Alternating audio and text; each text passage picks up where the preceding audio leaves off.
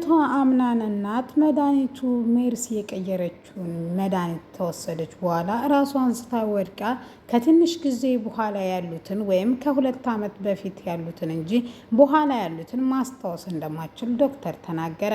አሰላሙ አለይኩም ወራህመቱላሂ ወበረካቱ። ውድና የተከበራችሁ የፍቅር ጎጆ ቤተሰቦች እንዴት አደራችሁ? እንዴት ዋላችሁ? ሁላችሁንም ሰላም ብያለሁ። እንደ ሰዓት አቆጣጠራችሁ እንዲሁም ክርስቲያን ወገኖች ዛሬ ይዤላችሁ የመጣሁት ክፍል ዘጠኝን ድራማን ነው። እነሆ እንድትከታተሉ በአክብሮት ጋብዛለሁ።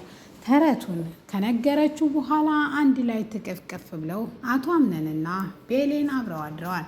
ጠዋት ስትነሳ ማመን ያቃታት ቤሌን ፊቱን ነካክታ ልትስመው ትችል አቶ አምነን ይነቃል።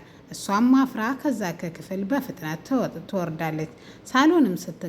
ሳሎንም ስትደርስ ጄሪ ነበረች።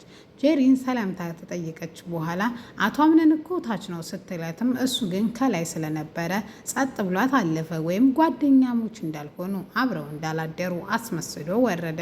ቼክም አያደርግሽም አየሽ አይደል በማለት ጄሪ ትነግራታለች። እሷም ቦታ አልሰጠቻትም። ሳሎን ከተቀመጠች በኋላ የአምነን እናት ቤልን ትጠራና መድኃኒቷን ከክፍሏ እንድታመጣላት ታዛለች። እሷም ታዛዥ ነኝ ብላ ለአቶ አምነን እናት መድኃኒቱን አምጥታ ከውሃ ጋር ትሰጣታለች። ሜርሲ እንዴት አደራችሁ ብላ ቁጭ ብላ ነበረ። ስለዚህ መድኃኒቷን ሰጥታ ልትመለስ ስትል ቤልን ኖ ተቀመጭ ትላትና ትቀመጣለች። ከዛም ትንሽ ከወሰደች ደቂቃ በኋላ የአምነን እናት ትንሽ ራሷን ያዞራታል። ከዛም ምንድነው ስትላትም እሷም ራሴን እያዞሬ ነው ትንሽ ልረፍበት ወይም ልተኛበት መሰለኝ በማለት የአምነን እናት ተነስታ ወደ ክፍሏ ስቅር ልታግዛት ስትል ነገር ግን ቆይ አንቺ እርዳታሽን ብትፈልግ ኖሮ ትጠራሽ ነበር። ስለዚህ ያልተጠራሽበት አቤት አትበይ በማለት በቁጣ መንፈስ ቁጭ ልትል ታደርጋታለች። የአምነን እናት ትንሽ እርምጃው ከተራመደች በኋላ እራሷን ስታ ትወድቃለች። በድንጋጤ ሁሉም ሲሄዱ የአምነን እናት ተዘርራ ነበረች። ቤሌንም የአምነን እናትን እየተጣራች አምነንን ጠርተው ቶሎ ወደ ሆስፒታል እንዲሰሯት ቢቀሰቅሷትም ቢጠሯትም ምንም ልትነቃ አልቻለችም። ነገርየው ያስፈራ ነበረ።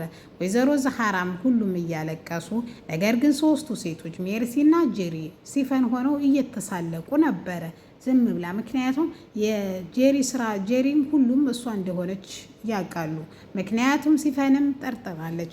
የዛ ጥላ የሱ አክስት ብትሆንም የኔ ጥላት ናት ስላለቻት፣ ነገርየው ደግሞ ቦታም ስላልሰጡትና ስላልተደናገጡ እነሱ አርገውታን በማለት ደምድማለች። ነገር ግን የዚህን ሁሉ ሴራና የሴራቸውና የሁሉም የተንኮላቸው ማጠናቀቂያ ብሌንን እንዳደረጉ ማንም ሰው ያውቅም ነበረ። ዶክተሩ ጋር ሄደው የተመረዘ መድኃኒት ወስዳ የአምነን እናት እንደዚህ እንደሆነች ይነግሩታል።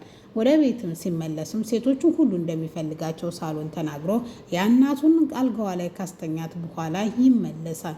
እሱም ተመልሶ ማነው እናቴን ደፍሮ የተመረዘ መድኃኒት የሰጣ በማለት ይናገራል። እኔ ምንም የማውቀው ነገር የለኝ፣ መድኃኒት ከክፍሌ አምጫለችኝ አምጥቼም ሰጠኋት፣ ሌላ የማውቀው ነገር የለም በማለት በጣም ጮህበትና አንቺ ምንድነው ችግርሽ በማለት እጇን ጎትቶ ከሴቱ መካከል ይዞ ክፍሉ ከገባ በኋላ እሷን ገለሽ እናቴን ገለሽ እኔን የግልሽ ማድረግ ነው የምትፈልጊው? አንቺ ቆይ ምንድነው አላማሽ? ማን የላከሽ? ምንድነው ችግርሽ? በማለት ይጠይቃታል። ቤሌን እየተንሰቀሰቀች እያለቀሰች ምንም አላማ እንደሌላትና ለምን ብላ ደግሞ እናቱን ለመጉዳት እንደምትፈልግ፣ ሰው ለመጉዳት ሲባል ምክንያት ያስፈልገዋል። እኔ ግን ምንም ምክንያት የለኝም እባክህ አቶ አምነን ተረጋጋ ብትለውም ነገር ግን ምንም ነገር ሊሰማት አልቻለም። በተደጋጋሚ እኔ አይደለሁም ስትል ነገሩ እንዳንቺ አይነት ካዲ ቢያምን ነበር ስህተቱ የሚገርመኝ በማለት እዛው በጥፊ ይላታል። ይህን ያየችው ብሌን በጣም ታዝንና እኔ አይደለሁም ነገር ግን የፈለግከውን ነገር ማድረግ ትችላለህ ብለ ስትለውም እሱም ከዚህ ቤት ውጭ ብዬ ችግሮችሽን ወይም እረፍት አልሰጥሽም፣ እዝችው ቤት እያለሽ በቁምሽ እንድትሰቃይ ነው መፈርድብሽ በማለት መልስ ይሰጣታል። እሷም እያለቀሰች እኔ አይደለሁም ስትለውም እሱም ከእሷ ጋር ያሳለፉት ቀናቶች ምን አይነት የተረገሙና ቆሻሻ እንደሆኑ ይነግራታል። ከዛም እጇን ይዞ ከክፍሉ ወደ ሳሎን ይወረውራታል። በርቀት ስለወረወራት ሲፈን ሳሎን በር ላይ ሄዳ ትደፋለች። ይህንን ቆመው ጄሪና ሜርሲ እያዩ ነበረ። አየሽ አይደል ለፍቅርሽ ሲል ይሄን ሁሉ አደረግኩልሽ፣ እኔን ተከታይ፣ ሁሌም እኔን እምልሽን ካደረግሽ አንቺ ሁሌም አትራፊ ነሽ በማለት ትነግራታለች። ዛሃራ ውዴ ዛሃራ ደግሞ ዛሬ በጣም ጭንቅ ብሏትና ጠበብ ብሏት እሷ እንዳላረገችው ፈጽሞ እርግጠኛ የሆነችው ነገር ግን ይህን ነገር አድርጎ በእሷ ማን ሊያሳብብ እንደሆነ እንደፈለገ ግራ ገብቷት፣ ምክንያቱም ሁሉም ፋሚሊ ነው ብላ የምታስበው ወይዘሮ ዛሃራ በጭንቀትና በጸሎት እያለቀሰች ኪሽን ቁጭ ብላ ሜርሲ ትመጣና ጓደኛች ቆሻሻ ስራዋ ስለታወቀባት የደበረች ትመስላለች እና ዛሃራ ስትላት ልጄ እንደዛ አታደርግም፣ እኔ እውነቴን ነው የምለው የጊዜ ጉዳይ እንጂ እውነቱን መውጣት አይቀርም ስትል ሜርሲ እውነት ይወጣ ይሆን ብላ ተደናብራ ከዛ ከኩሽና ትወጣለች። ከዛም እንደወጣችም ቤሌንም በጣም ድብርና ፍዝዝ ብላ ክፍሏ ገብታ ስቅስቅ ብላ ምርር ብሏት ይሄ ህይወት ለእሷ እንዳተፈጠረ ይሄ ምድር እስኪ መስላት ድረስ ስቃይን ነው የሚወልድልኝ እኔ በመኖሬ በምድር ምንድን ነው ጥቅሜ? ምንድን ነው የማተርፈው ከኪሳራና ከህመም በቀር በማለት ያላደረግኩትን ነገር አደረግሽ እያሉ ስህተቴን የሚፈልጉልኝ ይዙ በዙሪያ በበዙበት እያለች እያለቀሰች ነው። ወደ ሳሎንም ጄሪ ተመልሳ መታ ሜርሲን ዛሬ አቶ አምነንን ላገኘው ፈልጊያለሁ፣ ነገር ግን ፈራሁት ለመውጣት እሱ ጋር ትላታለች። አሁን ተሱ ጋር ሆነሽ ፍቅር መሰጣት ያለብሽ ሰዓት ነው ስትላትም ሲፈን ግን ይሄ ሰዓት ግን የፍቅር መሰጫጫው ጊዜ እንዳልሆነ ስትነግራቸውም ይሄ ከዚህ ጊዜ የተሻለ እንደሌለ ትነግራታለች። እሷም በቃ አንቺ ያልሽኝን ነው የምሰማው ብላ ሜርሲ ያለቻትን ሰምታ መድኃኒቷን ይዛ የሚጠጣበት ውስኪ ላይ ትጨምራለች።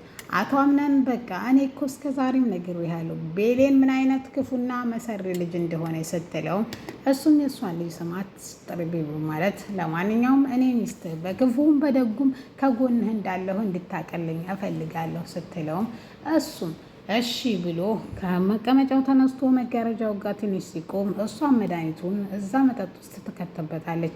መጠጥ ውስጥም ስትከትበት ተነስቶ ተናዶ በስለ ቢሊየን ስታወራበት መጠጡን ጠጥቶ ማለቴ አንስቶ ጭልጥ ያደርገዋል።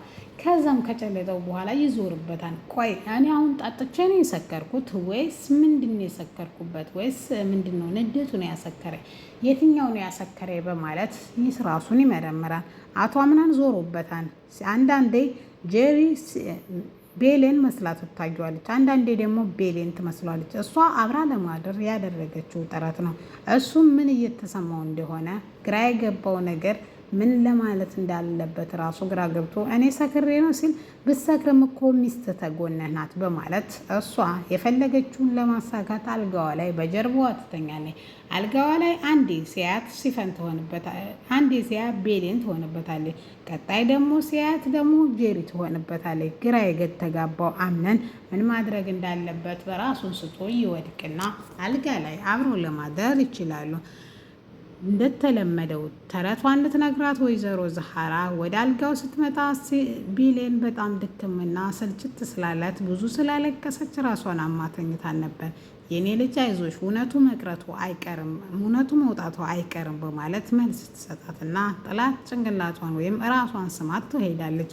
ሲፈን ደግሞ ሰላምታ ከጠየቀቻት በኋላ የአቶ አምናንን እናት አስታወሺ ሰው እንዲከታተልልሽ አዘሺ ነበር ስትላትም ማንነቷን ጭራሽ እንደማታስታውስና ከቅርብ ጊዜ ጀምሮ እንደማታስታውስ ትነግራታለች። ሲፈንም የድሮ ህይወትሽን ግን ታስታውሻለሽ አይደል ስትላትም አዎ አስታውሳለሁ ከቅርብ ጊዜ በኋላ ያለውን ነው ስትላትም እሷም አይ ጥሩ በማለት እሷም የራሷ ሴራ ስላለ እንደዛ በማለት መልስ ትሰጣታለች። ቤሌን ጧት በጧት ተነስታ ወደ ወይዘሮ ዛሃራ ጋር ሄዳ አዳር እንዴት እንደነበረ ከጠየቀቻት በኋላ ሁሉም ለጊዜው እንደሆነና ሁሉም ነገር እውነቱ እንደሚወጣ ከነገረቻት በኋላ እና ዛሃራ ወደ እና አምነን ክፍል ሄዳ ቁርስ ስለደረሰ ቁርስ ብሉ እንድትላቸው ታዛታለች። እሷም አምነን ክፍል መሄድ ባትፈልግም ነገር ግን እንደዛ ሆነሽ ከተደበቅሽ እውነትም ነገር ይሁን አድርገሽዋን ብለው ነው የሚያምኑት። ስለዚህ እውነትን ልትጋፈጭ ይገባል ልጄ ስትላትም እሷም እሺ ብላ ትሄዳለች። በሄደችበትም በሩን ሳታንኳኳ ድንገት ነበር የከፈተችው። ስትከፍተውም ያየችውን ቢሌን ማመን አቃታት። አቶ አምናንና ጄሪ አብረው ነበር ያደሩት አልጋ ላይ። እሷም ይሄን በማየቷ በጣም አዝናና ልቧ ተሰብሮ ባለ ማታ እንደዛ ካደረጋት የበለጠ ልቧን የሰበረው ከጄሪ ጋር ማደሩ ነው። ውድና የተከበራችሁ የፍቅር ጎጆ ቤተሰቦች ለዛሬ ይዤላችሁ የመጣሁት ይሄን ይመስል ነበር ድራማ። ሀሳብ አስተያየት ካላችሁ ኮሜንት አስቀምጡልኝ። ለዛሬ ይሄን ነበረ። ለዚህ ቻናል አዲስ ከሆናችሁ ሰብስክራይብ አድርጉ። ነባሩ ላይክ፣ ሼር እያደረጋችሁ አበረታቱኝ።